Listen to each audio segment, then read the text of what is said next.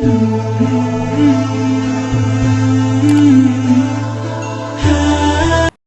ربنا اعترفنا بأننا اقترفنا. Assalamualaikum warahmatullahi wabarakatuh.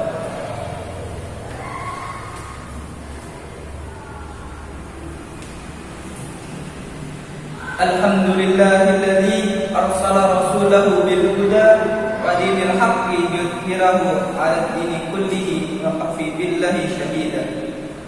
Asyhadu an la ilaha illallah wahdahu la syarika lah wa asyhadu anna Muhammadan abduhu wa rasuluh la nabiyya ba'da. Allahumma shalli wa sallim wa barik ala Muhammad wa ala alihi wa ashabihi ajma'in. Amma ba'du, fa ya ibadallah, ittaqullaha haqqa tuqatih wa la tamutunna illa wa antum muslimun. Qala Allah ta'ala fi kitabihil karim, laqad kana lakum fi rasulillahi uswatun hasanah liman kana yarjullaha wal yawmal akhir wa dzakarallaha katsiran. Jamaah rahimakumullah, sebelum kami menyampaikan khutbah pada hari ini, marilah kita bersama-sama untuk tak henti-hentinya selalu memanjatkan puja dan puji syukur kepada Allah Subhanahu wa taala, bahwa kita sampai saat ini masih diberi kesempatan oleh Allah dapat memenuhi undangannya, yaitu melaksanakan sholat Jumat di masjid yang penuh dengan barokah ini. Semoga kehadiran kita di sini selalu mendapatkan rahmat dan hidayahnya serta ridhonya. Demikian pula salawat dan salam mudah-mudahan tetap tercurahkan kepada junjungan kita Nabi Muhammad SAW, para keluarganya serta kepada para sahabatnya, dan tidak ketinggalan pula kepada para pengikutnya yang setia mengikuti sunnah-sunnahnya. Jamaah khutbah rahimahullah, pada awal khutbah tadi saya sudah menyampaikan sebuah ayat firman Allah dalam Al-Quran surat Al-Ahzab surat ke-33 ayat 31, yang artinya, sungguh telah ada pada diri Rasulullah itu suri tauladan yang baik bagimu, yaitu bagi orang-orang yang mengharapkan rahmat Allah dan kedatangan hari kiamat serta yang banyak mengingat Allah. Dalam ayat tersebut dijelaskan agar kita sebagai pengikut setia Rasulullah SAW dianjurkan untuk mengambil suri tauladan sifat-sifat beliau yang sangat mulia. Mengapa di dalam ayat tersebut disebutkan hanya orang-orang tertentu saja yang mau meneladani sifat-sifat Rasulullah? Sebab selain itu sebagian besar mereka enggan meneladaninya karena dirasa masih kurang sempurna ajaran Rasulullah. Mereka lebih suka mengambil teladan orang-orang yang dianggap mempunyai kelebihan yang tinggi. Jemaah rahimahullah, bagi mereka yang mengharapkan rahmat Allah, tidak segan-segan untuk mengambil pedoman kepada Al-Quran dan Sunnah Rasul, karena keduanya merupakan warisan Rasulullah yang ditinggalkan kepada kita. Dan bagi siapa yang tidak berpedoman kepada keduanya akan menjadi orang yang sesat selama-lamanya. Demikian pula bagi mereka yang mengharapkan kedatangan hari kiamat, sebab pada hari itu Allah akan memberikan balasan yang baik maupun yang buruk. Untuk itu, kita yang mengharapkan kedatangan hari kiamat itu selalu berupaya melaksanakan ajaran Allah dan Rasulnya dengan kemampuannya yang disertai niat yang ikhlas dan sesuai dengan tuntunan yang diberikan Rasulullah SAW. Selanjutnya, bagi orang-orang yang memperbanyak ingat pikir kepada Allah, hatinya akan merasa tenteram walaupun dalam keadaan yang tidak betul, menyenangkan. Hal tersebut disebutkan oleh Allah dalam Al-Quran surat Ar-Ra'd ayat 28 dan 29, yang artinya, orang-orang yang beriman dan hati mereka yang menjadi tentram dalam ingat Allah, ingatlah, hanya dengan mengingat Allah hati menjadi tentram. Orang-orang yang beriman dan mengerjakan kebajikan atau amal soleh soleh, mereka mendapatkan kebahagiaan dan tempat kembali yang baik. Jamaah rahimahullah, tadi sudah saya sampaikan bahwa para piri Rasulullah terdapat sifat-sifat yang penuh keteladanan.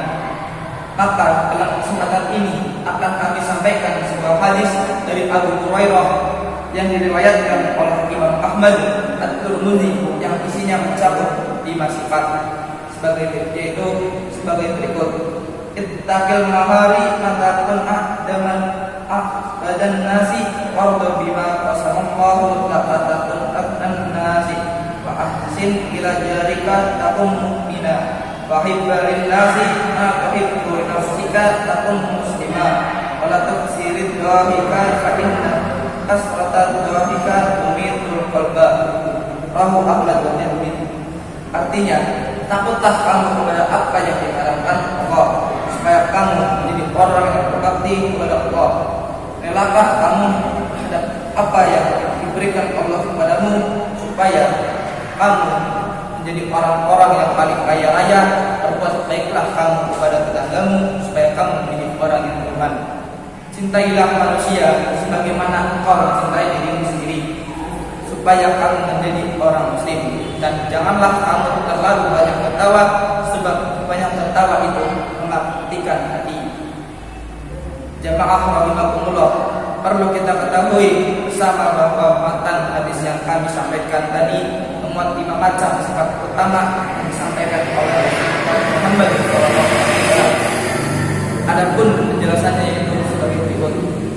Yang pertama, kita diingatkan oleh Rasulullah agar kita tidak melanggar apa yang diharamkan Allah atau melaksanakan apa yang diperintahnya, supaya kita menjadi orang yang paling berbakti kepadanya.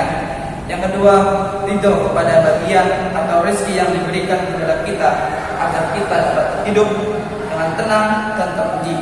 Ketenangan atau kekayaan seseorang tidak terletak pada melimpahnya harta, tetapi kekayaan itu terletak pada kekayaan jiwa atau lebih tepatnya budi pekerti.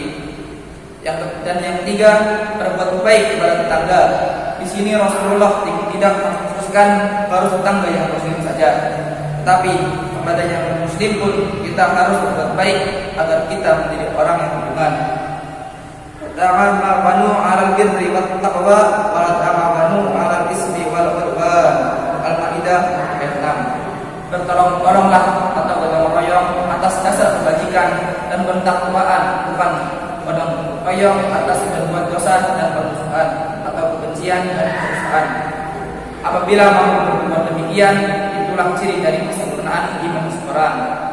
Dan yang keempat, mencintai saudaranya seperti mencintai diri sendiri, menunjukkan keluhuran akhlak budi pekerti seorang muslim. Banyak tertawa dapat memadamkan cahaya hati dan dapat menghilangkan kebutuhan. Boleh tertawa, tapi tidak usah terlalu banyak dan terlalu keras-keras.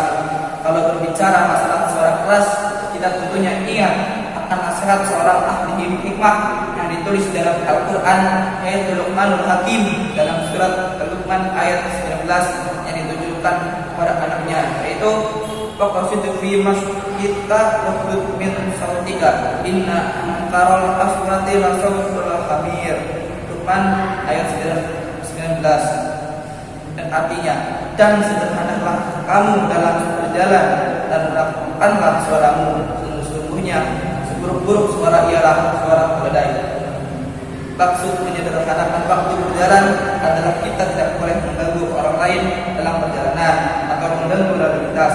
Lebih-lebihlah bila menggunakan kendaraan motor dan semacamnya. Mudah-mudahan bermanfaat bagi kita bersama. Amin ya rabbal alamin. Barakallahu li wa lakum fil Qur'anil azim. Anfa'ani wa iyyakum bima fihi minal ayati wa dzikril hakim. Taqabbal minni wa minkum tilawatahu innahu huwas samiul alim.